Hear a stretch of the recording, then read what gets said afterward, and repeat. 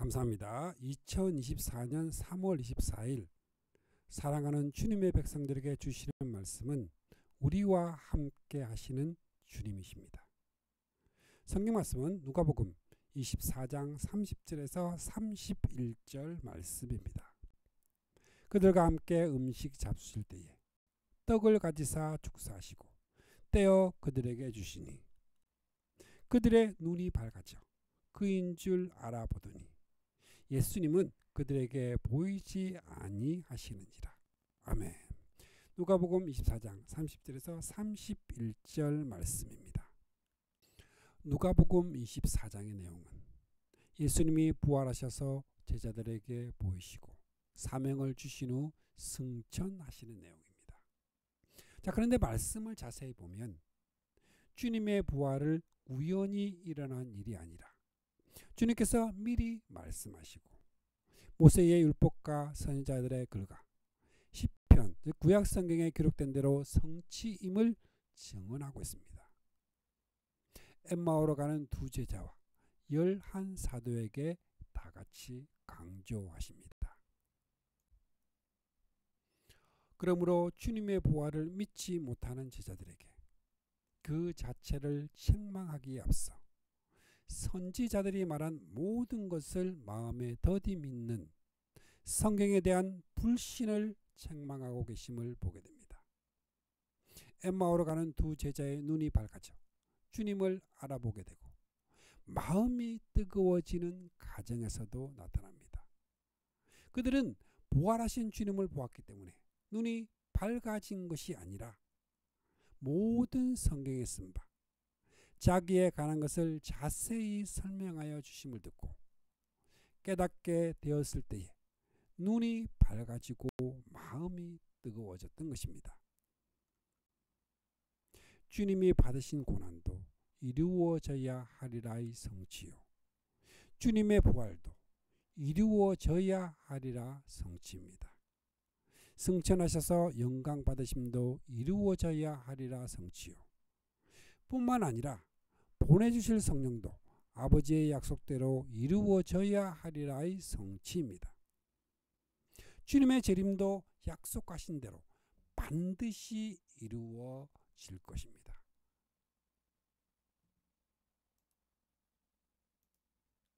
첫 번째로 천사들의 부활을 알림과 제자들의 불신앙입니다.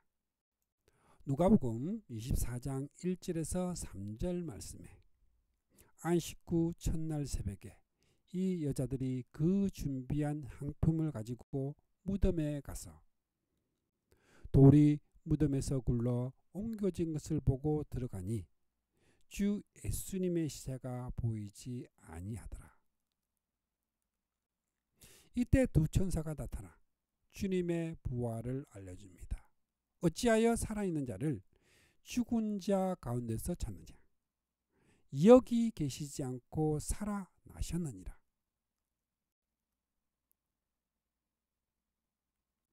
갈릴리에 계실 때에 너희에게 어떻게 말씀하셨는지를 기억하라. 여기서 말씀하는 해석의 열쇠는 기억하라입니다.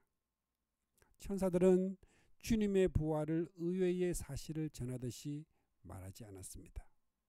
도리어 어찌하여 살아있는 자를 죽은 자 가운데서 찾느냐 책망합니다. 그리고 너희에게 말씀하신 것을 기억하라. 주님께서 수차례 걸쳐 예고하신 죽으심과 부활을 상기시키고 있습니다. 그리고 그 말씀에 근거하여 말씀하신 대로 여기 계시지 않고 살아나셨다 증언합니다.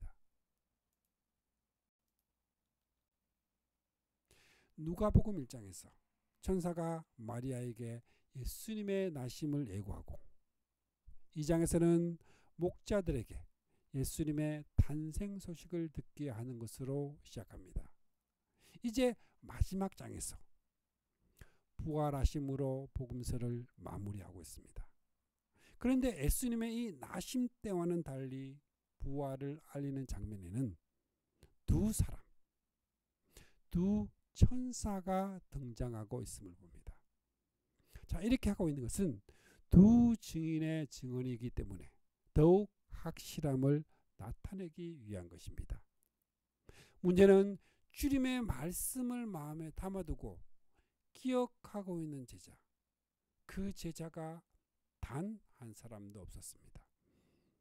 그리하여 믿지 못하고 있습니다. 남의 이야기가 아니라 바로 우리들의 모습입니다. 영접하러 다시 오시리라 하신 이 주님의 재림의 약속을 마음에 간직하지 않고 믿지 않는 오늘 우리들의 모습입니다. 이에 대한 경고가 구약 성경에는 풍부합니다. 신명기는 모세가 죽기 전에 모압 평지에서 행한 세 편의 설교로 모세의 유언과도 같은 말씀입니다. 모세는 신명기에서 잊지 말라, 기억하라 거듭거듭 강조합니다. 신명기 5장 15절 말씀에 너는 기억하라, 내가 애굽 땅에서 종이 되었더니 내 하나님 여호와가 강한 손과 편팔로 거기서 너를 인도하여 내었나니 그러므로 내 하나님 여호와가 내게 명령하여 안식일을 지키라 하느니라. 내가 만일 내 하나님 여호와를 잊어버리고 다른 신들을 따라 그들을 섬기며 내가 너희에게 증거하노니 너희가 반드시 멸망할 것이라 경고합니다. 그러나 슬프게도 그들은 이 경고를 기억하지를 못하고 믿지 않다가 경고한 대로 멸망을 당하고 말았습니다. 마태나 마가복음에서는 부활하신 주님이 여인들에게 직접 보이신 것으로 기록하고 있으나 누가복음에서는 이를 드러내지 않고 덮어두고 있습니다. 이는 누가복음의 관점이 보는 것이 중요한 것이 아니라 기록된 말씀에 근거하여 이루어진 사실을 믿는 믿음을 강조하기 때문입니다. 주님께서 엠마오로 가는 두 제자에게 하신 말씀에서도 나타납니다. 제자들이 또 우리와 함께 한 자 중에 두어 사람이 무덤에 가 과연 여자들이 말한 바와 같음을 보았으나 예수님은 보지 못하였느니라. 보지 못했다 말하자 주님은 나다, 내가 부활한 주님이다 말씀하시나요? 이르시되 미련하고 선지자들이 말한 모든 것을 마음에 더디 믿는 자들이요 기록된 말씀을 믿지 못함을 책망하셨습니다. 또한 11 사도들에게 나타나셔서 하신 말씀도 동일합니다. 내가 너희와 함께 있을 때에 너희에게 말한 바 곧 모세의 율법과 선지자의 글과 시편에 나를 가리켜 기록된 모든 것이 이루어져야 하리라 한 말이 이것이라 하시고 이같이 그리스도가 고난을 받고 제3일에 죽은 자 가운데서 살아날 것과 이같이 기록되었으니 제자들의 눈이 성경에서 떨어지지 않도록 하십니다. 여자들이 사도들에게 전한 말은 천사가 한 말, 갈릴리에 계실 때에 너희에게 어떻게 말씀하신 것을 기억하라는 말을 분명하게 전했을 것입니다. 그런데 사도들은 그때까지도 그들의 말이 허탄한 듯이 들려 믿지 아니하나 이 같은 여자들의 말을 믿지 않는 것에 그치는 것이 아니라 주님께서 수차례에 걸쳐 죽으시고 다시 사실 것을 말씀하신 이 주님의 말씀을 어처구니 없는 말로 여겼습니다. 나아가 기록하였을 때 하는 이 성경의 권위를 무시하고 불신한 것입니다. 제자들은 주님의 부활을 믿지 않았습니다.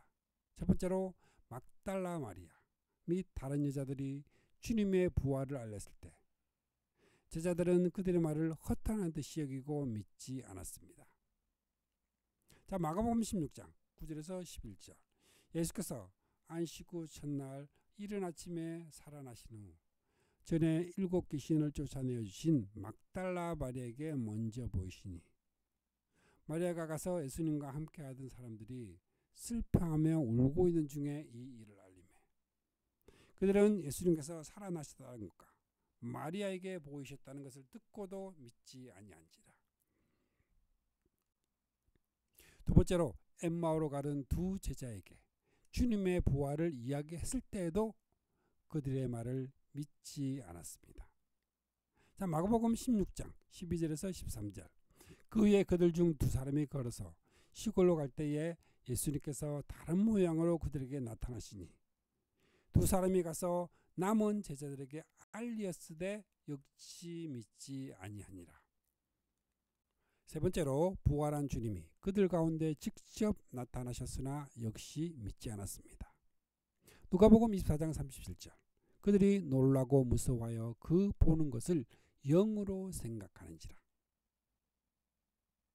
오늘날도 성경의 권위를 믿지 못하는 자들에게는 주님의 구속과 부활과 재림도 어처구니 없는 말로 보일 수밖에 없습니다.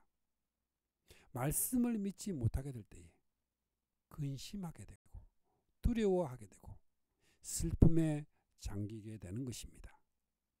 주감사교회 모든 성도님들은 믿음으로 살아야 합니다. 어느 시대에나 기록된 말씀을 믿지 못할 때가 암흑 시대예요. 믿음의 근거를 말씀에 두지 않을 때가 교회의 위기입니다. 그렇다면 그 원인은 무엇이며 처방은 무엇일까요? 그리스도께서 오실 날이 그다지 많이 지체되지 않을 것입니다. 하나님을 올바로 믿는 사람은 어떤 경우에도 주께 대한 믿음과 신뢰로 살아야 합니다. 그렇지 않고 만일 뒷걸음질쳐 물러서려 한다면, 후퇴한다면 하나님께서 기뻐하시지 않을 것입니다. 보는 것으로 사는 것이 아닙니다. 체험으로 살아가라고 말씀하고 있지 않습니다.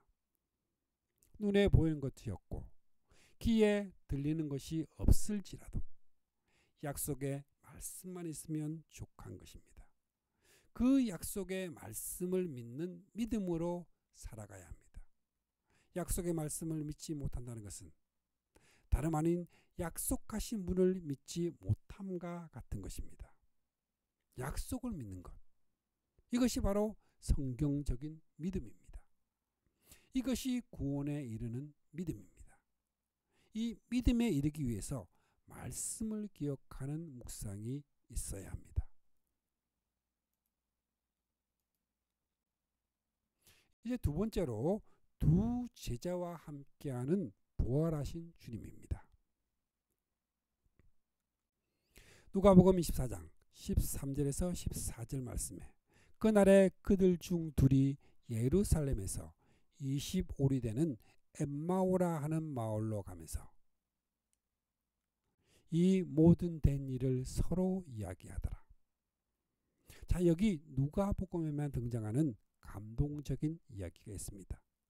예수님을 이스라엘을 구속할 자로 바라고 3년이나 따랐는데 주님이 십자가에 처형이 되고 시신마저 잃어버리게 되었습니다. 두 제자는 모든 것이 끝이라는 심정으로 슬픔에 잠겨 고향으로 지금 내려가고 있었습니다. 그들에게 부활하신 예수님께서 가까이 이르러 그들과 동행하시나 함께하여 주신 것입니다. 그러나 그들은 부활하신 주님을 몰라보았습니다. 예수님께서 이르시되 너희가 길 가면서 서로 주고받고 하는 이야기가 무엇이냐 하시니 두 사람이 슬픈 빛을 띠고 머물러 서더라.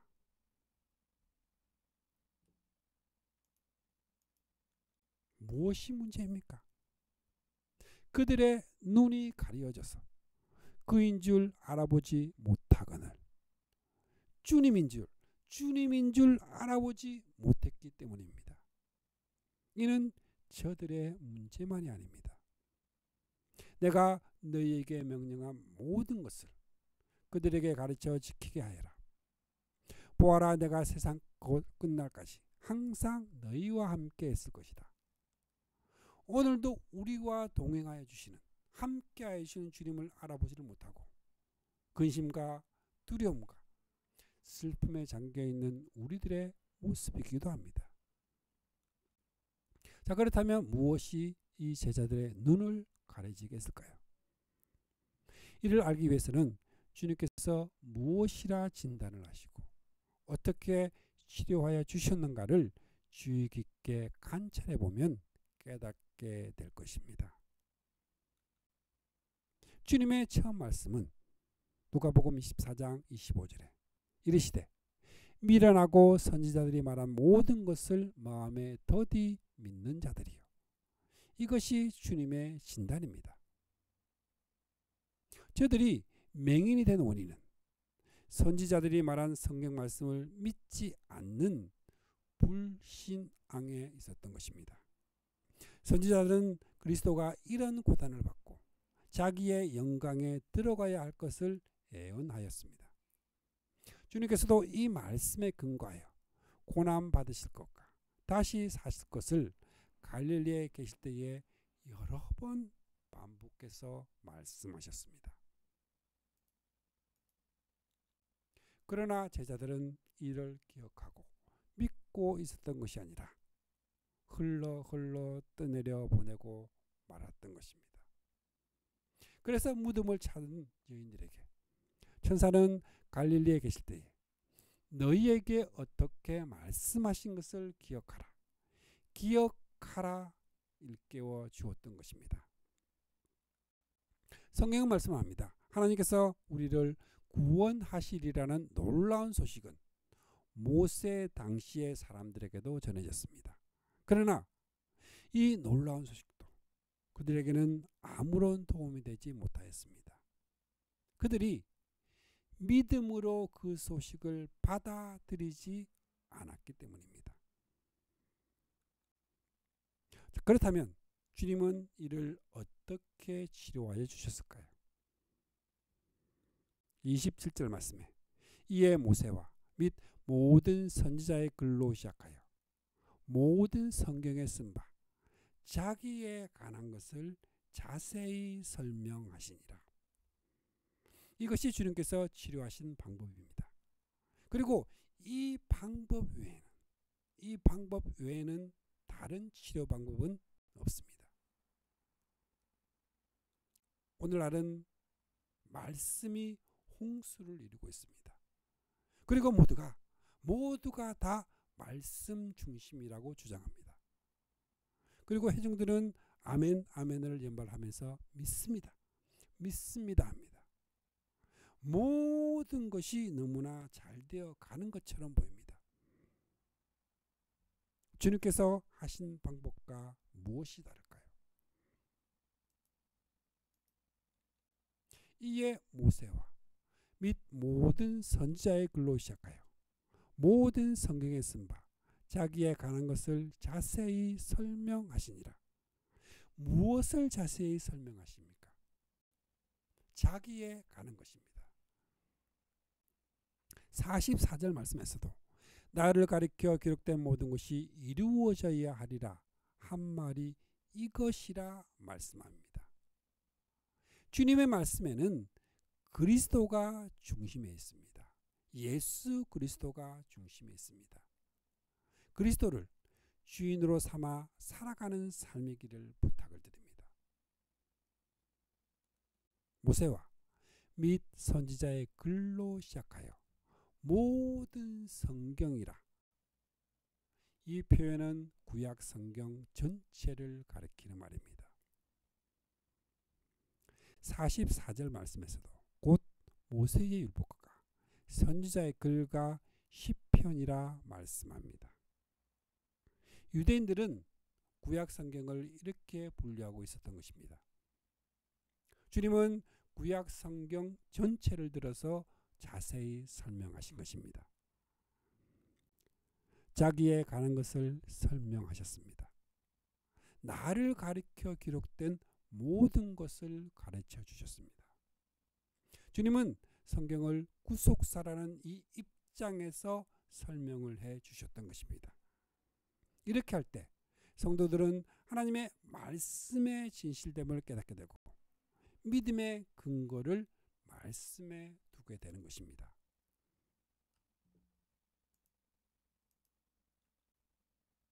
성경의 중심 주제와 기록 목적이 무엇일까요? 주님은 유대인들에게 요한복음 5장 39절 말씀에 너희가 성경에서 영생을 얻는 줄 생각하고 성경을 연구하거니와 이 성경이 곧 내게 대하여 증언하는 것이니라 말씀하십니다. 성경의 중심은 모든 삶에 있어서도 중심이 되어야 마땅합니다. 영생은 교훈에 있지 않고 축복에 있지 않습니다. 오직 예수 그리스도에게만 있습니다. 주님께서는 눈이 가려진 제자들을 치료하기 위해서 27절 말씀에 자기의 가는 것을 자세히 설명해 주셨습니다.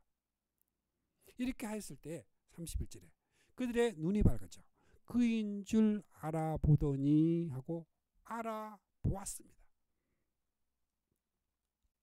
길에서 우리에게 말씀하시고 우리에게 성경을 풀어주실 때에 우리 속에서 마음이 뜨겁지 아니하더냐. 마음이 뜨거워졌습니다.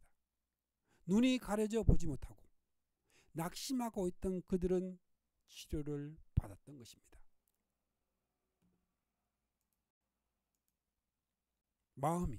마음이 뜨겁지 아니하더냐. 주님께서 그들과 함께 음식 잡수실 때에 떡을 가지사 축사하시고 떼어 그들에게 주시니 그들의 눈이 밝아졌다는 것은 떡에 무슨 신통력이 있었기 때문이 아닙니다.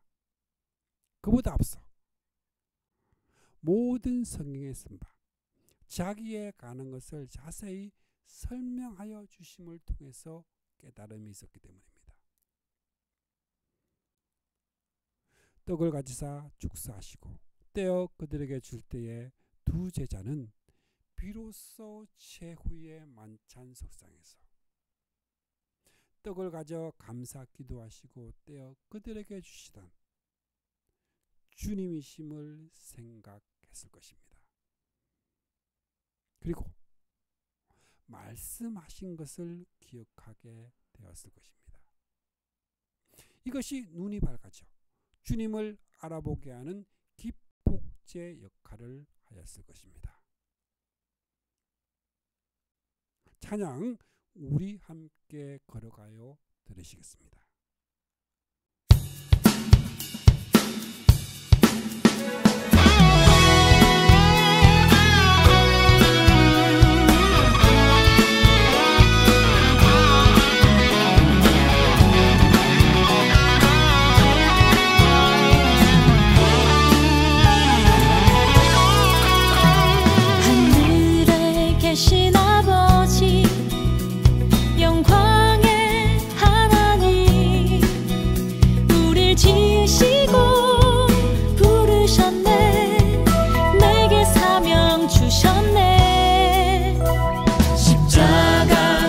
사랑을 우리에게 주셨네. 모든 나라에서 예배하도록 우리 전해야 하네. 우리 함께 하나 되어 이 길 걸어가요. 하나님 영광 위하여 그의 나라 위하여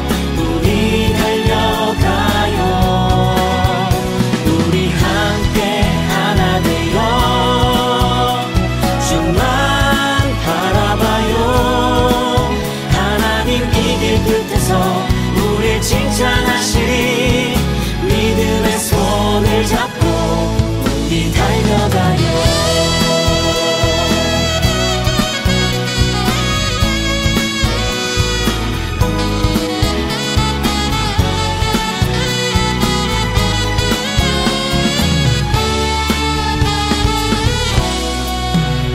십자가 크신 사랑을 우리에게 주셨네. 모든 나라에서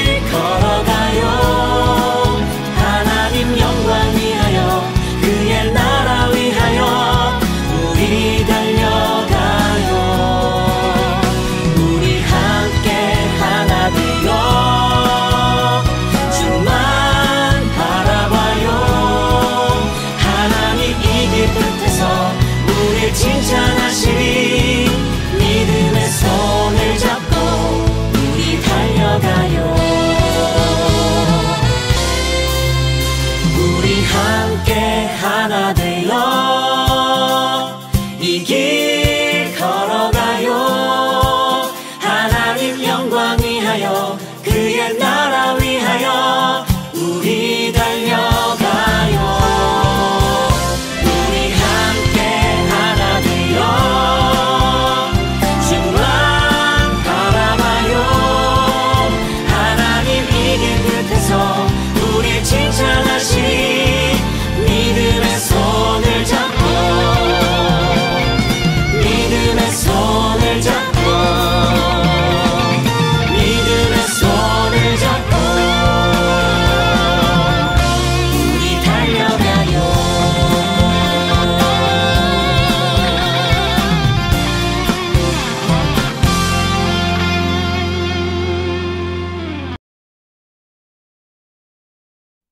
오늘날 밝아져야 할 눈은 육신의 눈이 아닙니다. 성경은 너희 마음의 눈을 밝히사 마음의 눈이 밝아져야 함을 말씀합니다. 가려진 것은 눈만이 아닙니다. 사도 바울은 수건으로 가려운 것은 모세의 얼굴만이 아닙니다. 이스라엘 사람들의 마음도 수건으로 가려졌습니다. 그리고 지금까지도 유대인들 마음과 생각에는 두꺼운 수건이 씌워져 있는 것 같이 보입니다. 성경을 읽어도 그 참뜻을 알지도 깨닫지도 못하기 때문입니다.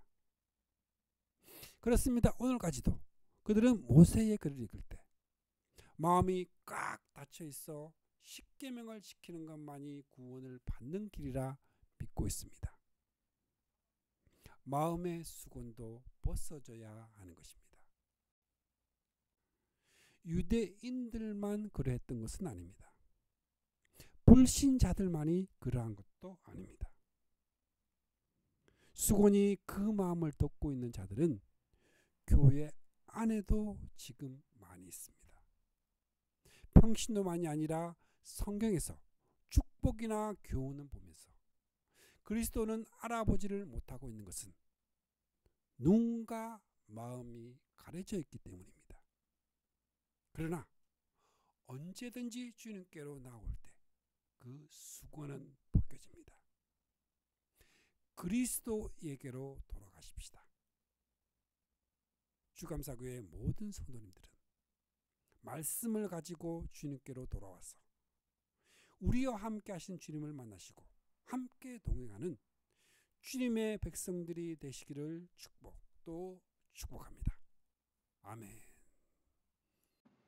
축복합니다. 지금은 우리를 구원해 주신 주 예수 그리스도의 은혜와 하나님 아버지의 거룩하신 사랑과 날마다 우리를 승리하게 하시는 성령님의 역사가 오늘 함께한 주님의 백성들에게 영원토록 함께 있기를 주님의 이름으로 축복합니다. 아멘. 주님의 사랑을 느끼며 사는 주감사교회 성도, 주님과 기쁨의 삶을 사는 주님의 자녀들이 되시기를 바랍니다.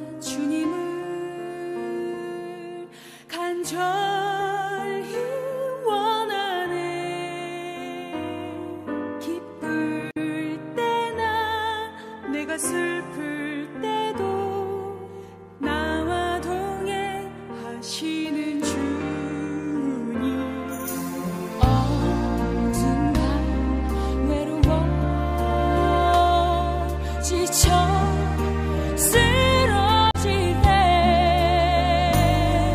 위로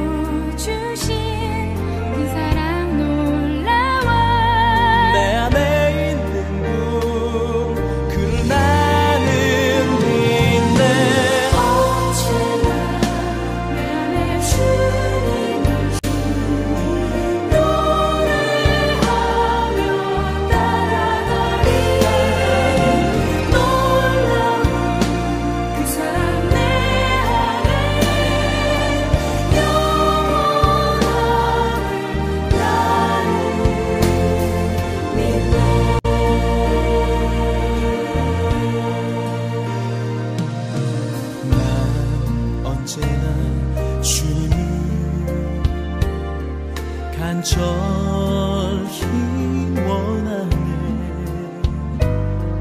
기쁠 때나 내가 슬플 때도 나와 동행하시는 주님. 어두운 밤 외로워 지쳐